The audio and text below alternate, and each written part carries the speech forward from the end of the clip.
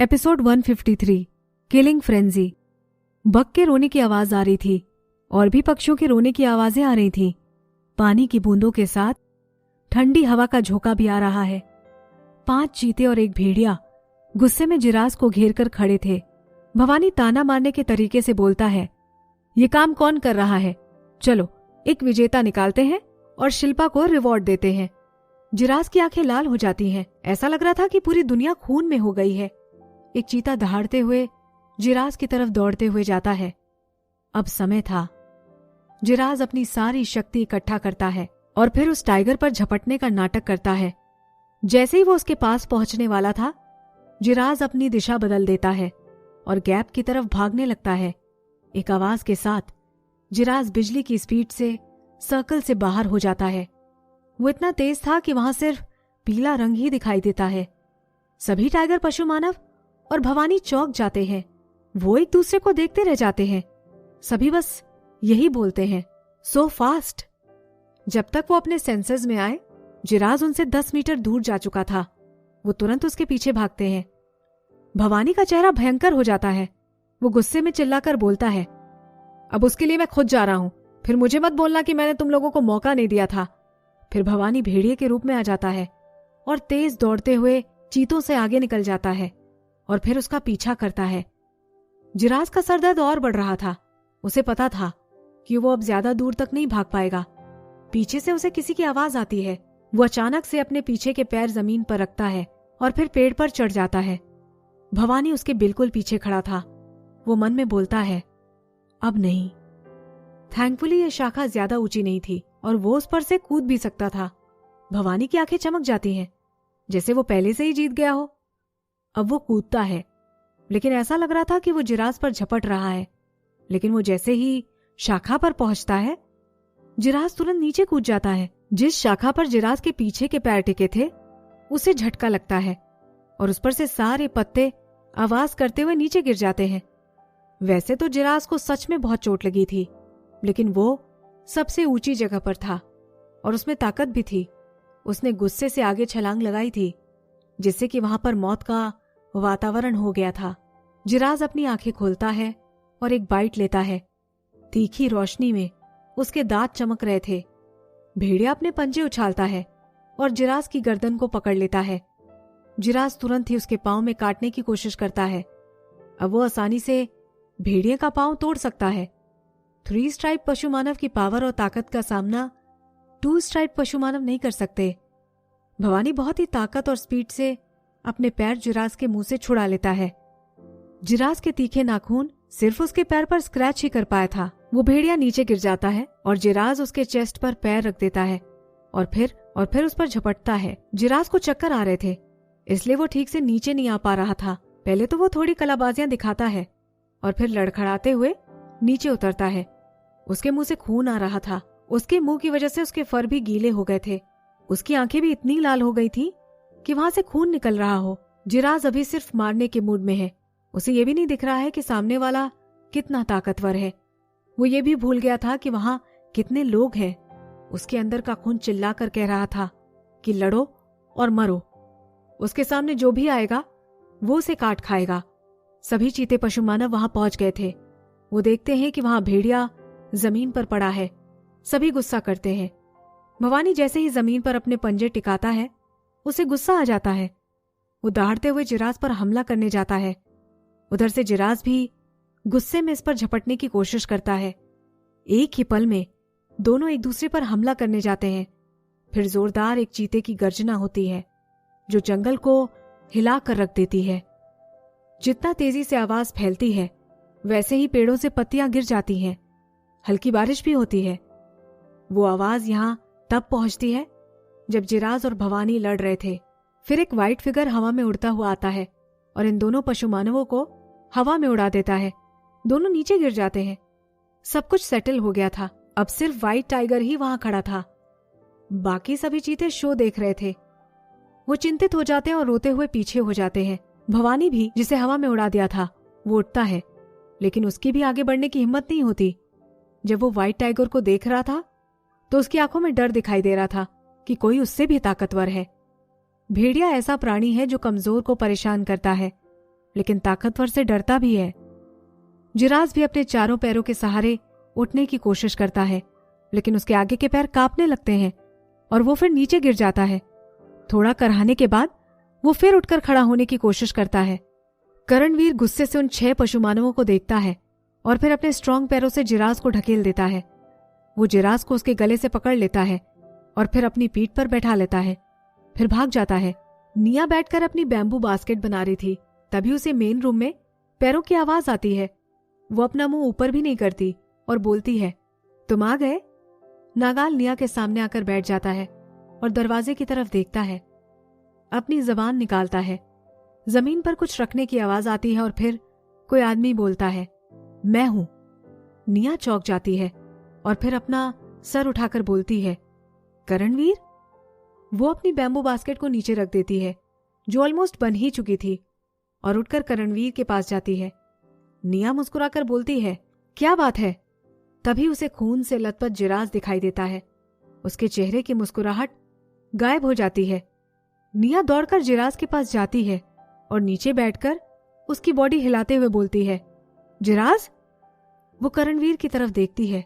उसकी आंखों में दर्द था। वो पूछती है, इसे क्या हो गया है? अभी निया का ध्यान उसकी बॉडी पर नहीं था।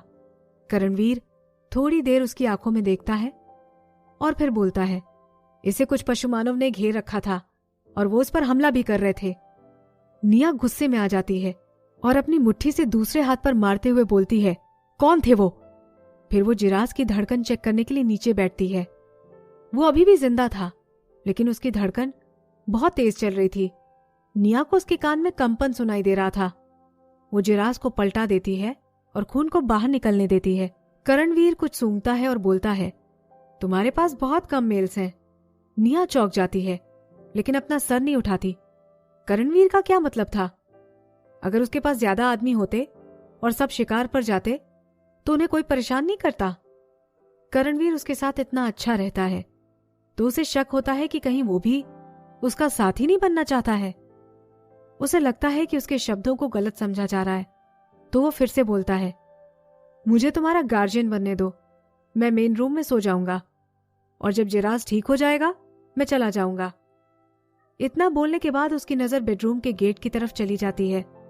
नागाल बिना किसी आवाज के बाहर आता है। उसकी बॉडी भी बिल्कुल कमजोर नहीं दिखाई दे रही थी।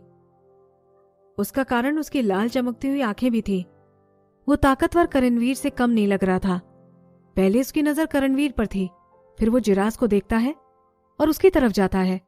निया नागाल को देखकर बोलती है, ऐसा कैसे कर सकता है? फिर वो करणवीर की तरफ पलटकर बोलती है, ये तुम्हारे लिए परेशानी हो जाएगी। नागाल है यहां संभालने के लिए। निया नागाल की तरफ देखते हुए बोलती है, लेकिन जो उसने बोला था उससे नागाल सहमत नहीं था।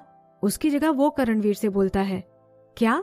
आखिरकार करणवीर का मकसद चांदनी का मेल बनने का नहीं है, और ये भी सच है कि जब वो शिकार पर जाएगा तो यहाँ बाकी पशु मानव जो निया को गलत नजर से देखते हैं, उन्हें रोकने के लिए भी कोई चाहिए। करणवीर नागाल की तरफ सर हिलाकर बोलता है, ठीक है, रुक जाओ। निया नागाल की तरफ मूर्ख वाले एक्सप्रेशन से देखती है। नागाल निया के सर पर रब करता है, फिर झुककर एक हाथ से जिराज के आगे के पंजे पकड़ता है और दूसरे हाथ से पीछे के पंजों को पकड़ता है। फिर उसे बेडरूम में ले जाता है।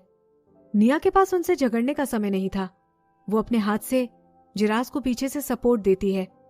वो लोग जिराज को उसके घास के ढेर पर ले जाकर सुला देते हैं। निया बोलती है, जिराज नहीं मरेगा, है ना? करणवीर भी उनके पीछे जाता है, लेकिन दरवाजे पर रुक जाता है। फिर बोलता है, जब मैंने इसे बचाया था तब तो ये होश में था, फिर अचानक ये पता नहीं कैसे बेहोश हो गया। निया बोलती है, चलो इसे डॉक्टर के पास ले जाते हैं। निया नागाल का हाथ पकड़ लेती है, फिर करणवीर की तरफ देखकर बोलती है, तुम्हें पता है डॉक्टर कहाँ मिलेगा? करणवीर बेडरूम को देखता है और फिर बोलता है, सभी डॉक्टर एप प्रजाति में हैं। वो मेल्स का इलाज आसानी से नहीं करते हैं।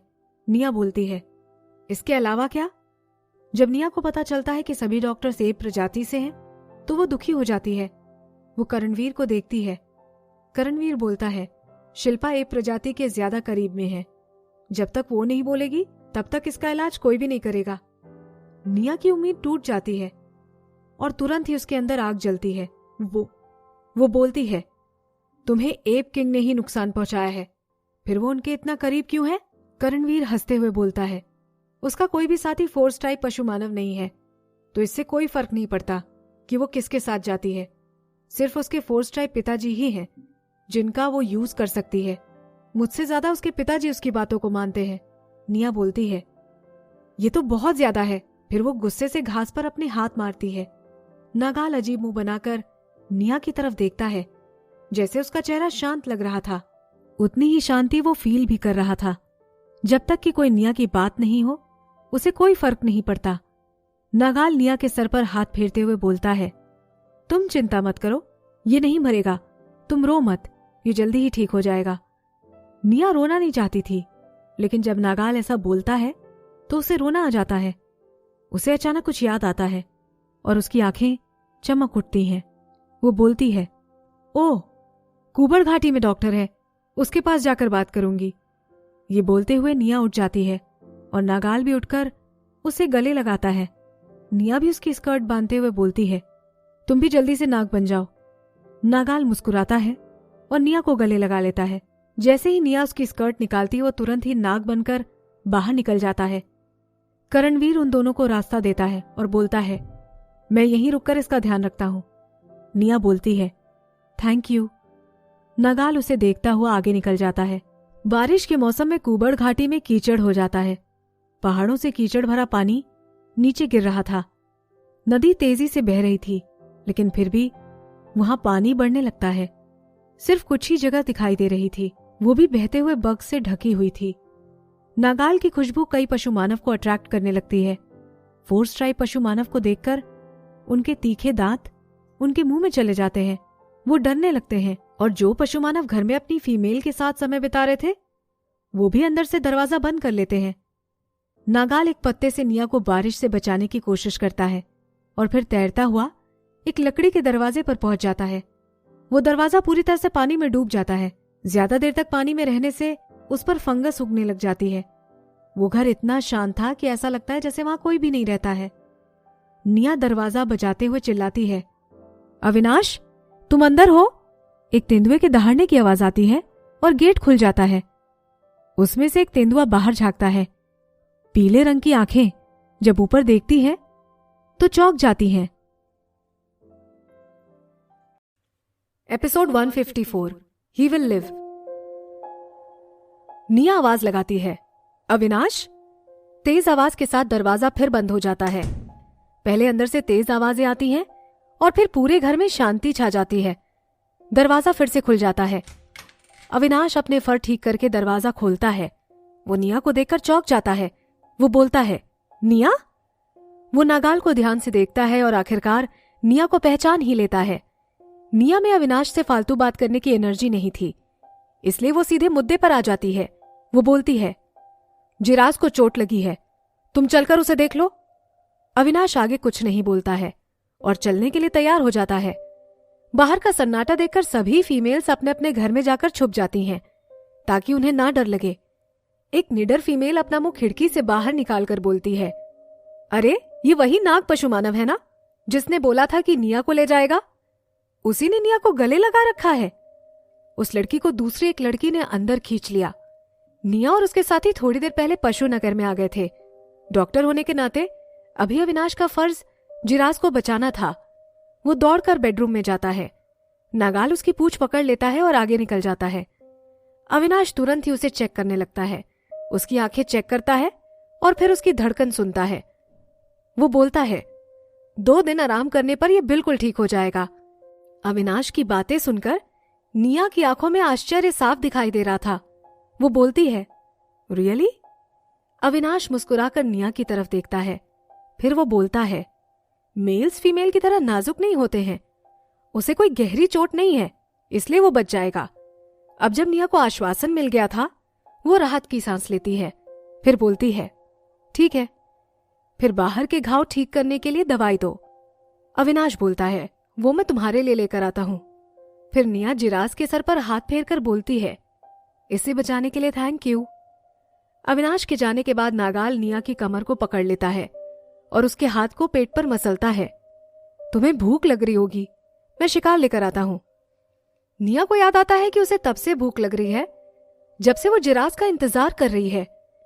अब जब उसे इतनी गहरी चोट लगी है और वो बेहोश है, तो अब निया को भूख नहीं लग रही है। नागाल ने अभी भी निया को पकड़ रखा था। वो साइड में से करणवीर को देखता है। करणवीर तुरंत बोलता है, मैं शिकार करके लाता हूं। नागाल बोलता है, कोई जरूरत नहीं है, तुम यहां रहकर इसकी रक्षा करो। वो नागाल की फीमेल थी, इसलिए वो उसे खिलाएगा। अभी वो जिराफ पर डिपेंड नहीं कर सकता और किसी बाहर वाले से खाना भी नहीं मंगवा सकता।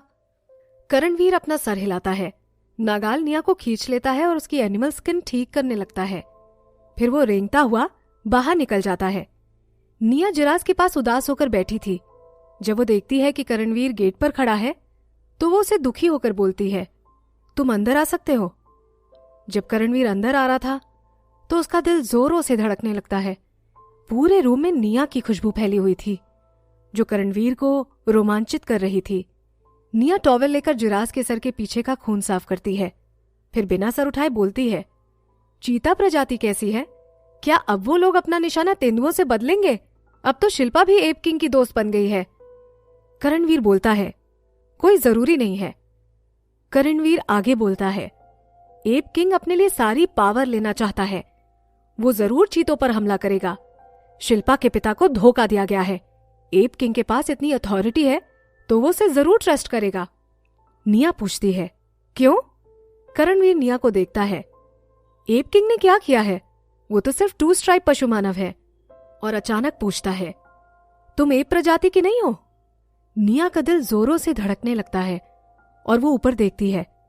करणवीर उसका चेहरा देखता है और हंसकर बोलता है, मैंने यही सोचा था। निया करणवीर से डरते हुए अपने आप को रोक नहीं पाती है और जिराफ के फर पकड़ लेती है। करणवीर निया को सांत्वना देता है, मुझे नहीं पता कि तुम अपनी आइडेंटिटी क्यों छुपा रही हो, लेकिन मैं किसी को नहीं बताऊंगा। एप प्रजाति की क्षमताएं दूसरी प्रजातियों से अलग होती हैं। उनका संबंध उनकी ताकत से नहीं होता, उसका संबंध इनसे होता है। करणवीर उसके सर की तरफ इशारा करता है। निया पूछती है, ये जितने ऊंचे लेवल के होते हैं उतने ही स्मार्ट होते हैं? फिर निया खांसती है। वो बोल रही थी तो ऐसा लग रहा था कि कोई बेढंगा आदमी बोल रहा है जो पहाड़ों पर रहता हो। करणवीर को कोई असामान्य चीज नहीं दिखाई दी और उसे निया भी अजीब नहीं लगी। करणवीर समझाता है, ये कहीं ना कहीं रिलेटेड है, लेकिन ज्यादा जरूरी उनकी मेंटल पावर है। वो उनको इस्तेमाल करके बहुत चीजें कर सकते हैं। निया बोलती है, जैसे कि? वो बोलता है, जैसे कि भगवान से बात करना। ये बोलते वक्त करणवीर के एक्सप्रेशन चेंज हो जाते हैं। वो डर जाता है। निया को भी झटका लगता है। अगर वो पहले से बैठी नहीं होती तो एकदम से नीचे बैठ गई होती। निया बोलती है, इसीलिए बाकी 3 किंग पशु मानव से एप किंग को ऊंचा मानते हैं। वो ठग है। एप प्रजाति बहुत ही स्मार्ट होती है। वो पशु मानवों का भरोसा जीतने के लिए भगवान से कनेक्शन के बारे में झूठ बोलते हैं, जैसे कि पहले के लोग करते थे। अगर एप किंग भगवान से बात कर सकता है तो उसे उसके ओरिजिन के बारे में क्यों नहीं पता है? अगर उनकी मेंटल पावर की बात करें तो निया को उसके बारे में कुछ भी नहीं पता है। करणवीर उत्सुक होकर पूछता है, ये ठग है क्या? ये वो है जो हवा में उड़ता है। निया जोर से हंसने लगती और बोलती है, नहीं नहीं, मैं तो ऐसी बकवास कर रही थी। निया को पता चलता है कि दुनिया में अभी भी ऐसी चीजें हैं जिसके बारे में उसे कुछ भी नहीं पता है। वो उन लोगों के धर्म पर अटैक नहीं करना चाहती थी, इसीलिए वो बात बदल देती है। वो बोलती है, तुम्हारी प्लानिंग क्या है? क्या तुम टाइगर किंग नहीं बन सकते? निया अपने सवाल के बारे में कुछ नहीं सोचती है, लेकिन करणवीर सीरियस हो जाता है। उसकी नजरें गंभीर हो जाती हैं और वो पूछता है, क्या तुम मुझे टाइगर किंग बनाना चाहती हो? उसकी बातों से ऐसा साफ लग रहा था कि अगर निया चाहेगी तो वो ये जरूर करेगा। करणवीर को देखकर निया खुश हो जाती है। नहीं, वो डर जाती है। वो जल्दी से अपना सर हिलाती और बोलती है, नहीं नहीं, मैं तो सिर्फ पूछ रही हूं। तुम मेरी बात सुनो, अपने निर्णय खुद ही लो।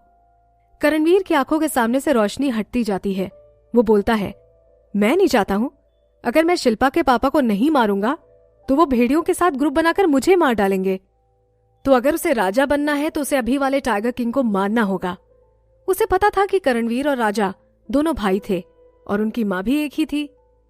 निया करणवीर की बातें सुनकर चुप हो जाती है। जैसे ही अविनाश वापस दवाई लेकर आता है, तुरंत ही नागाल भी शिकार से वापस आ जाता है। वो दोनों एक साथ ही वहां पहुंचते हैं। अविनाश निया से कुछ बात करना चाहता था, लेकिन वो नागाल को देखकर जल्दी से उसकी ओर चली जाती है। वो अविनाश की तरफ देखता भी नहीं है।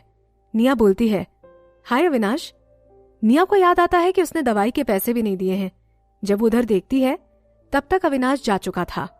वो नागाल को बोलती है, अगर तुम फ्री हो तो अविनाश को शिकार दे आओ, मुझे याद है कि वहां चीजें ऐसे ही चलती हैं। नागाल बोलता है, ठीक है। फिर वो करणवीर को देखता है, जो बेडरूम से निकलकर मेन रूम के एक कोने में जाकर बैठ जाता है। अविनाश ने जो दवाई दी थी वो ऑलरेडी दब चुकी थी। निया नागाल से एक साफ पानी का बेसिन मंगवाती है। फिर वो जिराज के घाव साफ करती है और उसे दवाई लगाती है। पूरे टाइम वो तेंदुआ स्थिर रहा था। अगर उसकी धड़कन नहीं चल रही होती तो निया को यही लगता कि वो मर गया है। निया बोलती है, जल्दी उठो। निया कमजोर होकर जिराज पर सो जाती है और उसकी खुशबू लेती है। फिर वो याद करती है कि जब वो पहली बार इस दुनिया में आई थी तब जिराज कैसा था। उसका खतरनाक पोस्चर जब उसने भेड़िए को मारा था, उसके एक्सप्रेशंस जब वो पागलों की तरह हरकत कर रहा था, और उसका तरीका जब वो इंसान से पशु मानव बनता है और पागलों की तरह दौड़ता है। एक खाली कोने में बैठकर निया ने भेस बनाया था, वो उतार देती है और रोने लगती है। नागाल दरवाजे पर आकर बोलता है, मीट तैयार है, आकर खा लो। निया जल्दी से अपने आंसू पोंछ लेती है और उसकी तरफ देखती है। वो ऐसे दिखाती है कि वो शांत है।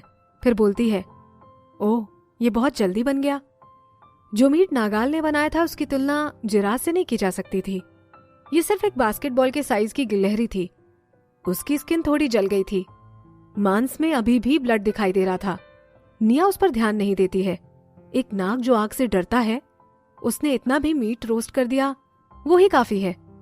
जब वो उस पर खून के धब्बे देखती है तो वो उसे थोड़ा और रोस्ट करती है ताकि वो और भी टेस्टी लगे। अब ऑलरेडी दोपहर हो चुकी थी और यही पशु मानवों के खाने का समय था। नागाल ने करणवीर के लिए खाना नहीं बनाया था। फिर जब निया थोड़ा खाती है तो उसे लगता है ये सही नहीं है। मीट खाते हुए धीरे से बोलती है, करणवीर। एक कोने में बैठा हुआ सफेद बाल वाला आदमी ऊपर देखता है। निया बोलती है, तुमने भी कुछ नहीं खाया ना? जाओ और अपने लिए कोई शिकार करके लाओ, मेरी रक्षा करने की जरूरत नहीं है, वैसे भी नागाल है यहाँ। करणवीर को हवा में से कोई खुशबू आती है। वो उसे चुपचाप अंदर ले लेता है। वो बोलता है, मैंने खा लिया है, मुझे कहीं और जाने की जरूरत नहीं है। निया पूछती है, ये कैसे हो सकता है? उस समय तुम कहाँ थे? करणवीर शांति से बोलता है, शिल्पा ने मुझे टाइगर प्रजाति के घर में रहने से मना कर दिया है और अभी मेरे पास घर खरीदने के लिए ट्रांसपेरेंट क्रिस्टल नहीं है।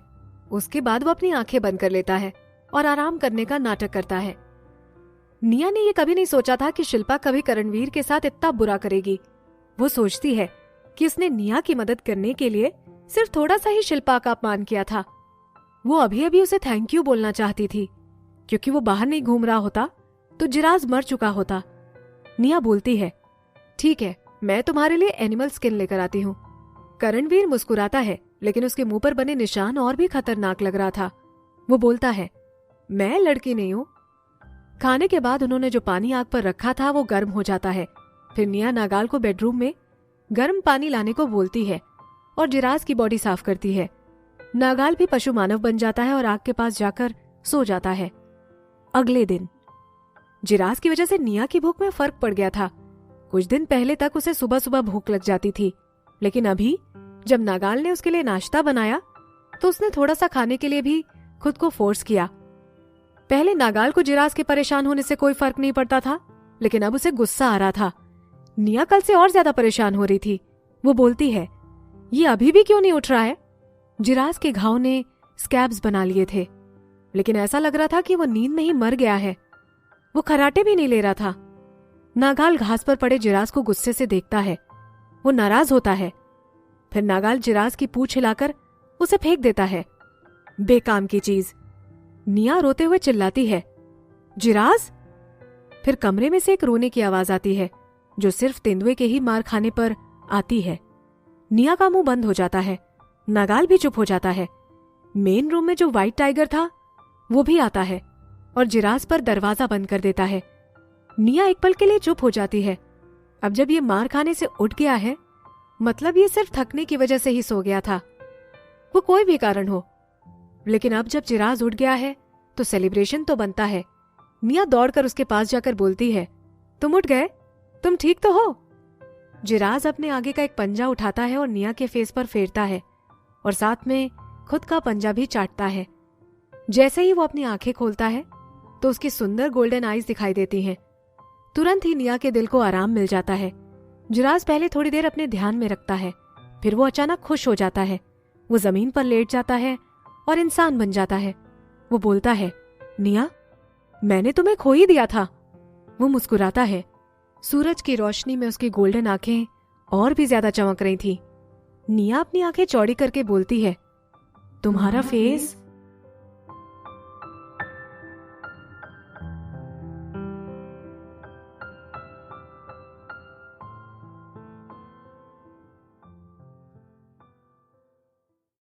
Episode 155 if you die. जिराज अपना हाथ जमीन से उठाकर निया के फेस पर फेरते हुए पूछता है, क्या बात है? अचानक जैसे उसे कुछ याद आया और उसकी बॉडी कांपने लगती है। उसे याद आता है जब उसे जबरदस्ती गली में फोर्स किया था और उसकी बॉडी फ्री हो गई थी और गुस्से में उसे भवानी से लड़ना पड़ा था। क्या उसका लेवल ऊपर हो गया था? जिराज उसे सेंस करने की कोशिश करता है, लेकिन वो कमजोर हो गया था और उसकी ताकत भी पहले जैसी नहीं रही थी। अब उसे सेंस होता है कि उसकी सहन करने की ताकत ज्यादा हो गई है और उसकी ब्लड लाइन चौड़ी और मजबूत हो गई थी। उसका सच में लेवल ऊपर हो गया था। जब जिराज के फेस पर एक और एनिमल स्ट्राइप आ जाती है तो उसे देखकर निया की आंखें चौड़ी हो जाती हैं। उसके चेहरे पर घबराहट दिखाई दे रही थी। जिराज को उसकी एनिमल स्ट्राइप कब मिली थी? क्या वो 3 स्ट्राइप पशुमानव नहीं रहा? ये वो हो सकता था। पशुमानव के मुंह पर सेम वैसी स्ट्राइप होती है जैसे उन्हें किसी फीमेल के साथ मेट करने पर मिलती है। How handsome. जिराज निया का हाथ पकड़ता है और उसे पूरा अपने फेस पर लगाता है, फिर उसे रब करता है। तो ये यहां है? निया जिराज के फेस को टच करती है। उसके हाथ के नीचे की स्किन स्मूथ और टाइट लग रही थी। मॉडर्न वर्ल्ड की सभी लड़कियों से अच्छी लग रही थी। वो मॉडर्न वर्ल्ड के मेल्स को भी पीछे छोड़ दे। वो अपना हाथ पीछे कर लेती है और मुस्कुराकर बोलती है, ये अच्छा हुआ कि तुम ठीक हो, तुम्हें भूख लगी होगी। ये बोलकर वो जिराज की तरफ देखती है। उसे उससे बोलने में अच्छा नहीं लग रहा था। वो बोलती है, नागाल, क्या तुम जाकर एक बड़ा शिकार लेकर आओगे? वो बोलता है, ठीक है। फिर वो नागाल की तरफ देखकर बोलता है, क्या तुम मुझे इसका ध्यान रखने में भी हेल्प करवाना चाहते हो? उसके मुंह पर बने 3 एनिमल स्ट्राइप अब उसे और भी घमंडी और कॉन्फिडेंट बना रहे थे। क्या अब उसकी जरूरत है? जब वो ये बोल रहा था तो निया का हाथ पकड़कर उठ जाता है। फिर वो वुडन बॉक्स के पास जाकर एनिमल स्किन ढूंढता है। नागाल गुस्से में बोलता है, तुम खुद को मत मार लेना। फिर वो पूंछ हिलाता हुआ बाहर निकल जाता है। निया को बहुत दिलासा मिलता है। जिराज अपनी एनिमल स्किन पहन रहा होता है तो वो उसकी पीठ थपथपाती है। वो बोलती है, हम एक परिवार हैं। नागाल को भी तुम्हारी चिंता है। हम परिवार हैं? जिराज को अंदर से अच्छा लग रहा था। इससे नागाल का कुछ लेना देना नहीं था। उसे बस इसी बात का डर था कि मैं मर जाऊंगा और फिर उसके साथ कोई कोऑपरेट नहीं करेगा। निया इस बारे में सोचती है और उसे लगता है कि ये बात भी हो सकती है। उसके होठ मुड़ जाते हैं और वो कुछ नहीं बोलती है। जिराज कपड़े पहनकर मेन रूम में चला जाता है। वो करणवीर को देखता है और फिर हवा में फैली खुशबू लेता है, जैसे उसे माइसोफोबिया हो।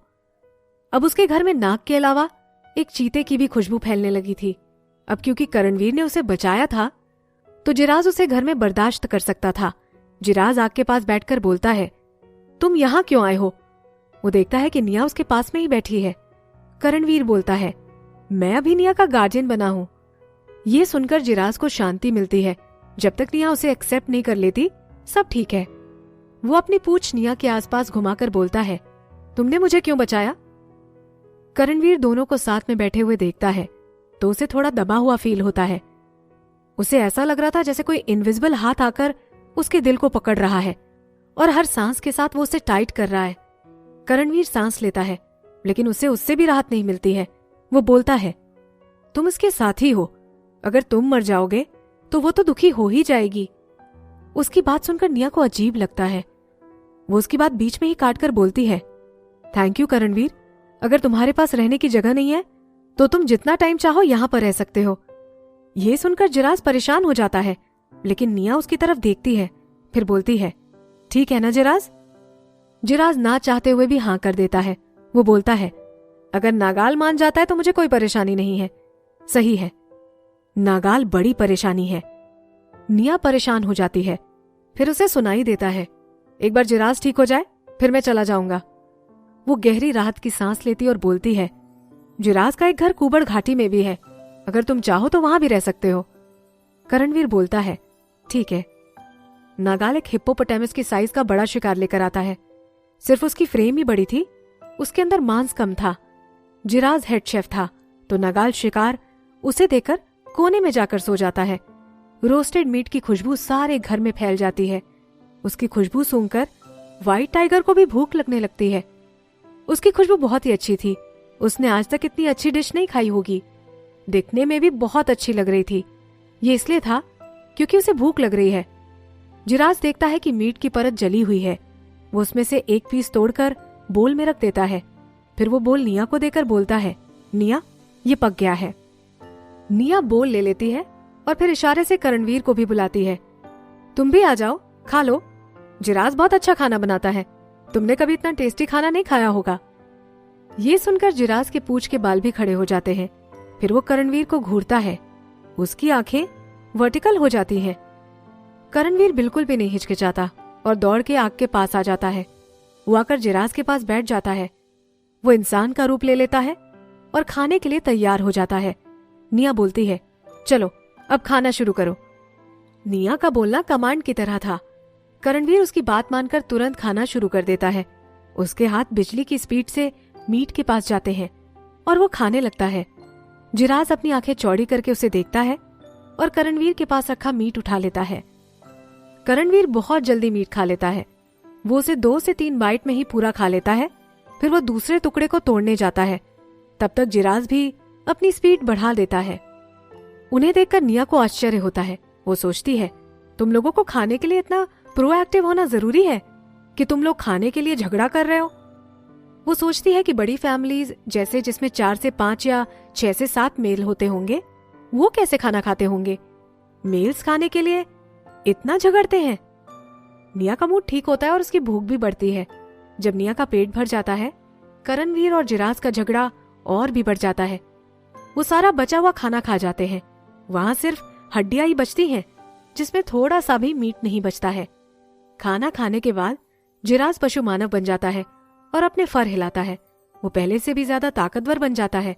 वो जमीन पर पंजा मारकर देखता है कि 3 स्ट्राइप पशु मानव बनने के बाद उसमें कितनी ताकत बढ़ी है। जब जिराज अपने पशु मानव वाले रूप में आता है, तब निया को उसकी बॉडी लैंग्वेज का पता होता है। उसे पता है कि अब ये बाहर घूमेगा। वो जल्दी से गेट पर जाती है और दरवाजा बंद कर देती है। निया बोलती है, तुम बाहर नहीं जा सकते हो, अभी तुम्हारी चोट ठीक नहीं हुई है। जिराज निया के पास जाता है और उस पर टिक जाता है। फिर उसकी कमर पर बिगड़ी हुई बिल्ली की तरह हाथ फेरने लग जाता है। निया उसे हटाने के लिए उसकी पीठ पर निशान बना देती है। फिर जब वो जिराज के सर के पीछे निशान देखती है तो बोलती है, नहीं। जिराज लकड़ी के दरवाजे की तरफ देखता है। वो सोच रहा था कि जब निया का ध्यान नहीं होगा तो वो उस दरवाजे पर हमला कर देगा। अचानक उसे लगता है कि उसके पीछे से कोई पशु मानव भाग कर गया, तो वो तुरंत पीछे पलटता है। फिर भी वो लेट हो जाता है। करणवीर उसे गर्दन के पीछे काट लेता है और पीछे फेंक देता है।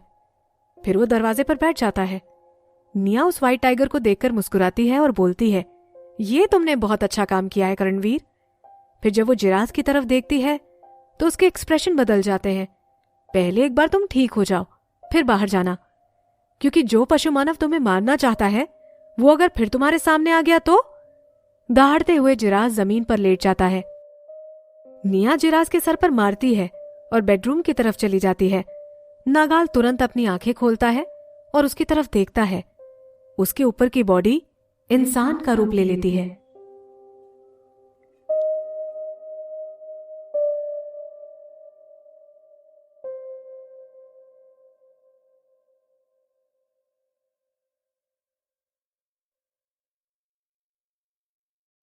Episode 156, defeating Kunal.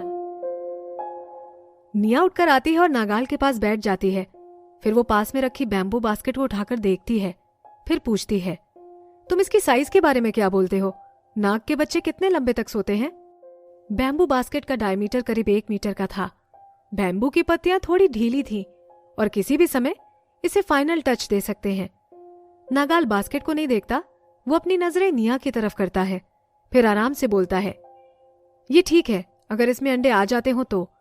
अंडे के टूटने के बाद नाग पशु मानव बहुत जल्दी बड़े होते हैं। निया बोलती है, आई सी।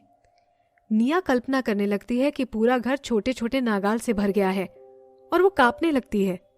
घर अब पूरी तरह से नाग की गुफा में बदल गया था। जब निया उसकी फाइनल टच दे रही थी तो उसकी कल्पना और भी जंगली होने लगती है। फिर 1 घंटा बिताने के बाद निया नाग के बच्चों के लिए नेस्ट तैयार कर लेती है। दोपहर के खाने के लिए शिकार करणवीर ने किया था। फिर खाने का एक और राउंड हो जाता है। निया को भी रोज से ज्यादा ही खाना पड़ता है। इसी तरह 3 दिन बीत जाते हैं। इसी बीच जिराज पूरी तरह ठीक हो जाता है और फिर करणवीर भी चला जाता है। करणवीर काफी बोलता था, इसलिए उसके जाने के बाद घर खाली लग रहा था। अब निया का पेट बाहर निकल रहा है और जब वो बैठती है तो वो और भी साफ दिखाई देता है। जिराज निया के कपड़ों में हाथ डालता है और उसके पेट को सहलाता है। अचानक उसका दूसरा हाथ उसकी स्कर्ट उतारने लगता है। निया अपने कपड़े और भी टाइट कर लेती है। फिर वो जिराज का हाथ बाहर निकालती है। फिर वो बोलती है, ये तुम क्या करने का सोच रहे थे? जिराज बात को आराम से खींच देता है। मैं शिकार करने जा रहा हूं। उसकी बॉडी में कुछ पार्ट से क्रैकलिंग की आवाज आती है। वो बोलता है, मैं 3 दिन से शिकार करने नहीं गया हूं और अब तो मेरी हड्डियां भी कठोर होने लग गई हैं। निया बोलती है, ये बहुत जल्दी है, अभी मेरे पास और भी खाना रखा है, तुम जाने से पहले थोड़ा इंतजार कर लो। फिर जिराज ने जो स्कर्ट फेंक दी थी, निया उसे उठाती है और धुलकर साफ करती है। जिराज मुस्कुराता है और बोलता है, मैं थोड़ा बाहर घूम कर आता हूं और देखता हूं अगर कोई मुझे जंगली फल या घास मिल जाए। निया उसे ठीक करती है। उसे पालक कहते हैं। उसे पता था कि जिराज को बाहर जाकर खेलना था और उसे कोई रोक भी नहीं सकता था। वो बोलती है, फिर तुम ध्यान से जाना और किसी से लड़ाई मत करना। जब जिराज तेंदुए का रूप ले लेता है तो उसके चारों पैर जमीन पर टिके हुए थे। फिर वो अपनी ताकत को कंट्रोल करके रखता है और बाहर जाने से पहले निया के फेस को चाटता है। बाहर थोड़ी बारिश हो रही थी। आज उस दिन जैसा ही माहौल था जिस दिन जिराज को घेरा था और उस पर हमला हुआ था। बारिश की वजह से जिराज के फर गीले हो जाते हैं और जब वो चलता है तो उसके फर चमकते हैं। जैसे ही वो पशुनगर से बाहर निकलता है वो भेड़िए की खुशबू सूंघने लगता है। उसे भवानी तो नहीं मिलता है, लेकिन वहां उसे कुणाल मिल जाता है। वो अपने इंसान वाले रूप में था। कुणाल ने अपने हाथ में एनिमल स्किन का बैग पकड़ रखा था। जब वो जिराज को देखता है तो उसकी आंखें चमक उठती हैं। फिर वो जिराज के पास आकर बोलता है, आखिरकार तुम मुझे मिल गए, चलो लड़ाई करते हैं और फिर तुम निया के लिए मेरी तरफ से ये खाना ले जाना। कुणाल को जिराज जोर से दहाड़ मारकर जवाब देता है। कुणाल को तुरंत ही उसकी ताकत का अंदाजा लग जाता है और वो 2 कदम पीछे हट जाता है। तुम? जिराज अपने दांत दिखाता है और कुणाल पर झपट्टा मारता है। कुणाल तुरंत अपना बैग अलग फेंक देता है और भेड़िया बन जाता है। वो भी जिराज पर झपटने के लिए तैयार था। जैसे ही वो लोग टकराते हैं, एक बैंग की आवाज के साथ काला भेड़िया नीचे गिर जाता है। जिराज धीरे से अपने चारों पैरों से नीचे उतरता है। कुणाल की आंखों में आश्चर्य और डर दोनों दिखाई दे रहे थे। वो नीचे लेट जाता है। जिराज देखने के लिए अपना एक पैर ऊपर उठाता है। अब जब उसका शिकार इतनी जल्दी हार रहा था तो उसे थोड़ा बोरिंग लग रहा था। फिर जब वो देखता है कि कुणाल का अब लड़ने का कोई मकसद नहीं दिख रहा है तो उसके एनिमल स्किन बैग की तरफ जाता है और उसे फाड़ देता है। उसमें कोई प्लांट बंधे हुए थे। ये कुछ ऐसा था जिसे एप प्रजाति की महिलाएं बहुत पसंद करती थी। जिराज उसे सूंघता है और उसकी खुशबू याद करता है। फिर वो कुणाल की तरफ आवाज निकालकर वहां से चला जाता है। जिराज को जाते हुए देखकर कुणाल को अभी भी आश्चर्य हो रहा था। उसके सेंसेस अभी भी नहीं आए थे। जिराज 3 स्ट्राइप पशु मानव बन गया था। उसका लेवल ऊपर हो गया था। नहीं, ये तो असंभव है। पिछले 100 सालों में सबसे टैलेंटेड आदमी करणवीर 20 साल की उम्र में 3 स्ट्राइप पशु मानव बना था। पशुनगर के इतिहास में करणवीर सबसे कम उम्र 25 साल में 4 स्ट्राइप पशु मानव बना था। अब जब वो 35 साल का हो गया है तो शायद वो 5 स्ट्राइप पशु मानव बन जाएगा। करणवीर का टैलेंट बहुत रेयर था। जिराज में करणवीर से ज्यादा टैलेंट कैसे हो सकता है? वो बहुत डरावना था। कुणाल अपना सर जोर से हिलाता है। ये उसके बारे में ज्यादा सोच रहा था। पहले ही कई फीमेल विलफुल होती थी, विशेषकर सुंदर लड़कियां। शिल्पा बहुत अट्रैक्टिव लड़की थी। उसे बचपन से बहुत लाड प्यार मिला था और वो नेचुरली विलफुल थी। अब जब वो प्रेग्नेंट थी तो वो अपने टेस्ट में पर्टिकुलर हो गई थी और उसके मेल्स दिन भर उसके लिए टेस्ट का खाना ढूंढते हैं। बच्चे के पिता होने के कारण भवानी बहुत कोशिश करता है कि वो शिल्पा की पसंद पूरी कर पाए। वो रोज एक टीम लेकर पहाड़ पर शिकार करने जाता है। अभी वो शिकार की खोज में नेट की तरफ फैल गए थे। एक तेंदुआ पेड़ पर बैठा हुआ था। उसके पंजे की वजह से सरसराहट की आवाज आ रही थी और कुछ पानी की बूंदें भी गिर रही थी। पेड़ के नीचे खड़ा काला भेड़िया अलग कूद जाता है, फिर ऊपर देखता है। उसकी आंखें जो ऊपर देख रही थी उन्हें सरप्राइज की हिंट मिलती है। वो अपने टाइगर साथी को बुलाने के लिए तुरंत ही गुर्राना शुरू कर देता है। फिर वो खड़ा होकर इंसान का रूप ले लेता है। भवानी सरप्राइज होकर बोलता है, मुझे पता नहीं था कि तुम्हें इतनी हिम्मत है कि तुम फिर से यहां हमें देखने आओगे। वो उसका थैंकफुल था कि उसने शिल्पा को अपना साथी नहीं चुना, नहीं तो यह आदमी उसका दुश्मन बन जाता और उसके लिए हमेशा खतरा बना रहता। जिरास पेड़ से नीचे कूद जाता है और भवानी पर गुस्से से दहाड़ता है। वो तुरंत ही खुद को रिलैक्स सिखाने की कोशिश कर रहा था। फिर वो अपने बचाव के लिए तैयार हो जाता है। फिर वो चौंक कर बोलता है, तुम्हारा लेवल बढ़ गया। टाइगर पशु मानव जो भवानी के बुलाने पर आ गए थे वो थोड़ा पीछे हो जाते हैं। अब वो पहले की तरह घमंडी भी नहीं लग रहे थे। जिराज अपने दांत दिखाता है और अपना पैर जमीन पर मारता है। वो थोड़ा अशांत लग रहा था। भवानी बोलता है, हमारी उस दिन की लड़ाई अधूरी रह गई थी, चलो उसे आज पूरा कर लेते हैं। अब कोई भी हमारी मदद करने नहीं आएगा। इतना बोलने के बाद वो झुककर भेड़िया बन जाता है। जिराज तुरंत आगे झपट्टा मारता है और भवानी उसकी तरफ दौड़ता है। जिराज का स्वभाव भी अब पिछली बार की तरह नहीं था, क्योंकि अब उसके पास ज्यादा शक्तियां थी। जितना वो दौड़ता है उतना ही उसे गुस्सा आता है। भवानी को भी आश्चर्य हो रहा था। उसे पता था कि उसके आगे झपट्टा मारने का डिसीजन गलत था। अगर विस्फोटक पावर की बात करें तो तेंदुए से कोई जीत पाया है? जिराज अब पहले की तरह 2 स्ट्राइक पशु मानव नहीं है जो आसानी से परेशान हो जाए। भवानी ने अपने दुश्मन को ज्यादा ही कमजोर समझ लिया था। वैसे भी भवानी को लड़ाई का एक्सपीरियंस अच्छा है और 3 स्ट्राइक पशु मानव होने के कारण उसकी ताकत भी कम नहीं थी। जब दोनों एक दूसरे से टकराने वाले थे तभी भवानी जल्दी से उधर से हट जाता है। फिर वो नीचे गिरता है और भाग जाता है। जिराज पलटता है और जमीन से उछलता है। फिर वो ऊपर से काले भेड़िए पर झपट्टा मारता है। भवानी को रिएक्ट करने का समय ही नहीं मिलता है और उसकी कमर पर पंजा लग जाता है। उसके मांस में कट लग जाता है और उसके फर ब्लड में हो जाते हैं। वो थोड़ा तेंदुए की तरफ था, लेकिन जिराज भी अपने टारगेट को मार के फिर से जल्दी चकमा दे देता है। भवानी की चोट उसे लड़ने के लिए उत्तेजित कर देती है।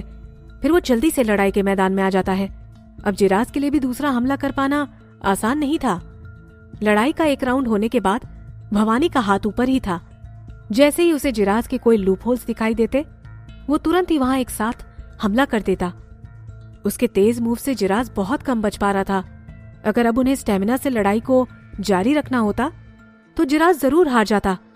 अब जब उसने भवानी का फायदा उठाकर उसे घायल कर दिया था, अब वो मौका पाकर वहां से भाग जाता है। भवानी लड़ाई को एंजॉय कर रहा था। अगर जिराज भाग ना गया होता तो वो जिराज को नीचे गिरा चुका होता। वो बहुत दुखी हो रहा था। फिर वो गुस्से से गुर्राता है और जिराज का पीछा करता है। जब जिराज 2 स्ट्राइक पशु मानव था तब भी भवानी उसे पकड़ नहीं पा रहा था, तो अब तो वो 3 स्ट्राइक पशु मानव बन गया था। दोनों पशु मानवों के बीच कुछ सांसों की ही दूरी बची थी। थोड़ी ही देर में भवानी पीछे रह जाता है और उसे जिराज का कोई निशान ही नहीं मिला। वो फिर गुर्राता है और अपनी चोट को लेकर वापस आ गया था। जब वो काला भेड़िया चला जाता है तो जिराज पेड़ पर बैठे आलस से अपना पंजा चूस रहा था। जिराज को फील होता है कि उसकी सहन शक्ति अभी भी काफी नहीं है। वो 2 एनिमल स्ट्राइप से ज्यादा नहीं बढ़ी है। वो वयस्क हो उसके पहले 2 बार उसका लेवल बढ़ चुका है। हर समय जब भी उसका लेवल बढ़ा है तब चीजों में सुधार हुआ है और कह सकते हैं कि 10 गुना हुआ है। अभी जो उसका लेवल बढ़ा था वो उसको जो परेशान किया था उसकी वजह से था। शायद इसलिए भी हो सकता है कि लेवल बढ़ने के लिए जितनी कम से कम एनर्जी चाहिए वो उसकी बॉडी में स्टोर हो। अगर वो इन कारणों से नहीं हुआ तो उसे लग रहा था कि वो नेचुरली ही 2 साल बाद उसका लेवल बढ़ा है। अब उसका शरीर तो 3 स्ट्राइप पशु मानव की तरह है, लेकिन उनमें जितनी शक्ति होती है वो नहीं है। उसे 3 स्ट्राइप पशु मानव बनने के लिए अपनी ट्रेनिंग जारी रखनी चाहिए। वैसे तो वो अभी भी 3 स्ट्राइप पशु मानव ही था और उसके सीखने का पावर भी फास्ट था। कोई बात नहीं, ये ब्लेसिंग उसे गलती से मिली है और उसे उससे बहुत फायदा हुआ है। जिराज थोड़ा बाहर घूमने के बाद ही अंदर आता है। अभी तक निया 3 बार खाना खा चुकी थी और जल्द ही उनका खाना खत्म होने वाला था। जिराज को देखते ही निया अपना पेट पकड़कर बोलती है, तुम आ गए? जिराज के मुंह में शिकार था और उसके पास कई सारे ट्यूबर्स भी थे। वो गंदे थे, इसीलिए निया पहचान नहीं पा रही थी कि वो क्या है। निया बोलती है, तुमने ये क्यों खोदा? निया उसके गर्दन से सामान निकालने में मदद करती है। फिर जब उसे ट्यूबर्स में पत्तियां दिखाई देती हैं, तब वो पहचानती है कि ये स्वीट पोटैटो हैं। वो खुशी से रोने लगती है। वो बोलती है, भगवान, तुमने मुझे पहले ये चीज क्यों नहीं खाने दी?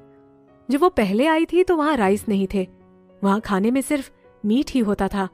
वहां स्वीट पोटैटो होते तो ज्यादा अच्छा रहता। जिराज खुश होता है। वो बोलता है, तुम्हें ये पसंद है? निया बोलती है, ये मुझे ज्यादा पसंद तो नहीं है, ये फिलिंग है, इन्हें हम राइस की जगह खा सकते हैं। उनकी पत्तियां बहुत सुंदर हैं और इन्हें आसानी से उगाया भी जा सकता है। निया उन स्वीट पोटैटो को साफ करती है।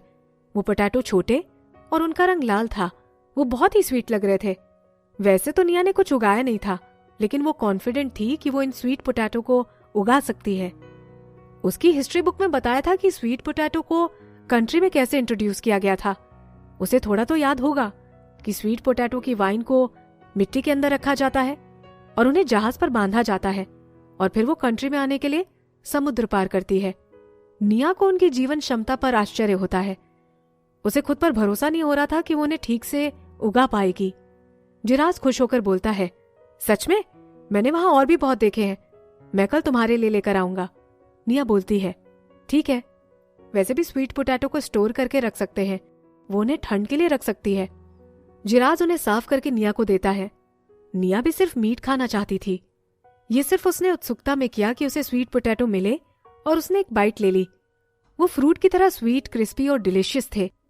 जितना उसने सोचा था ये उससे भी ज्यादा टेस्टी थे। निया बोलती है, ये बहुत टेस्टी हैं। फिर वो एक आग के अंदर रखकर बोलती है, अब मैं एक रोस्टेड टेस्ट करना चाहती हूँ। जिराज बोलता है, ठीक है। फिर वो धुले हुए पत्ते निया की तरफ सरका देता है। फिर बोलता है, तुमने नहीं कहा था कि इनकी पत्तियां भी अच्छी होती हैं? अभी सिर्फ इतना ही है, तुम टेस्ट कर लो, मैं कल तुम्हारे लिए और ले आऊंगा। इस मौसम में इनकी पत्तियां पेड़ की डाली की तरह बड़ी हो गई थीं और इनकी पत्तियों में कीड़ों ने छेद भी कर दिया था। निया खांसते हुए बोलती है, मुझे अभी मीट खाना है, मैं इन्हें बाद में खाऊंगी। जिराज दुखी होकर बोलता है, ओह। फिर वो उन पत्तियों को आग में फेंक देता है।